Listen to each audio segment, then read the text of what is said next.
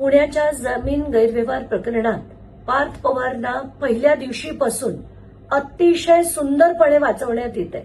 त्याच्यात आपण बघितलं एफआयआर मध्ये त्यांचं नाव नाहीये, खारगे समितीचा अहवाल आज तगायत दाखल नाहीये आणि प्रत्येक ठिकाणी त्याला वाचवण्याचा सरकार प्रयत्न करताना दिसतंय.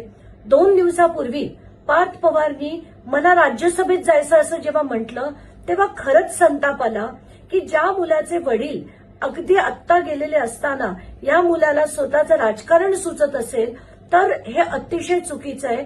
आणि असा व्यक्ती ज्यांनी 1800 कोटीची सरकारी जमीन लाटण्याचा व्यवहार केला आहे त्याला शिक्षा झाली पाहिजे. त्याला कुठच्याही प्रकारे राज्यसभेत मी जाऊ देणार नाहीये, त्याच्या विरुद्ध लढणार आहे. त्याची माहिती घ्यायला जेव्हा पोलिसांकडनं माहिती मिळाली आता कळतंय की चार्जशीट सुद्धा ईओडब्ल्यूनी फक्त आणि फक्त शीतल देशवानी विरुद्ध केली आहे. म्हणजे कारवाई केल्यासारखं दाखवण्यासाठी शीतल देशवानी विरुद्ध चार्जशीट आहे, पण अमेडिया विरुद्ध, दिग्विजय विरुद्ध, पार्थ विरुद्ध कुठलीही कारवाई आज तगायत केलेली नाहीये. इन्क्वायरी चालू आहे असंच सांगण्यात येत आहे. याच्यावरनं राजकारणाची जी किळसवाणी घाण करून ठेवली आहे महाराष्ट्रात ते आता सरळ म्हणजे दलालाचा अड्डा झाल्यासारखं महाराष्ट्र सध्या झालेलं आहे.